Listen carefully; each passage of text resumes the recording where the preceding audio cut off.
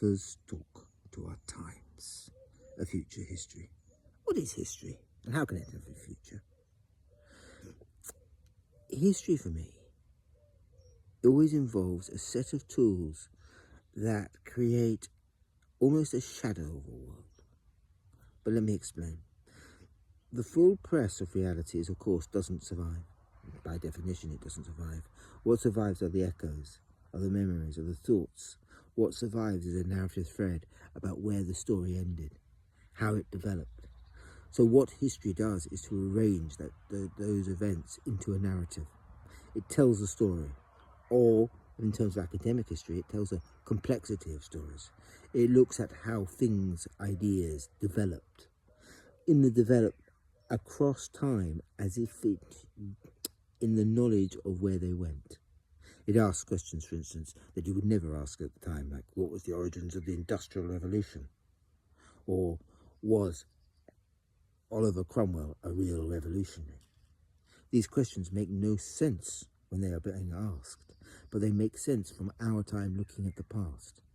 It therefore uses the very concept of time to create a chronology that wasn't there because it's written backwards while it was lived forwards. It was lived in the press of events, but is reported in its narratives.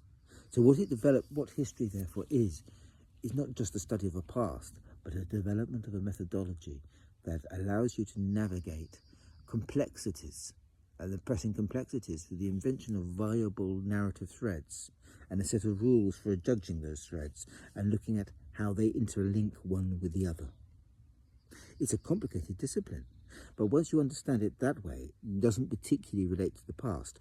You could say, well, it must always relate to the past, in that you have to know the outcome. That bit is true.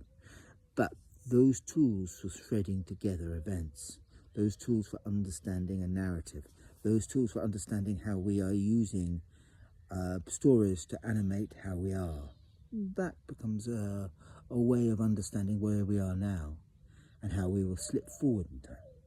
And that's kind of what this series is about doing, looking at narratives that develop in the here and the now and understanding how they are moving us forward into time, how we are kind of pre-writing a history, using then the tools of history, the tools that allow you to compress complexity into narratives, the tools that allow you to understand how narratives explode into complexity, how religion becomes a religious war that defies easy analysis. All that stuff becomes therefore something you can use to understand the here and the now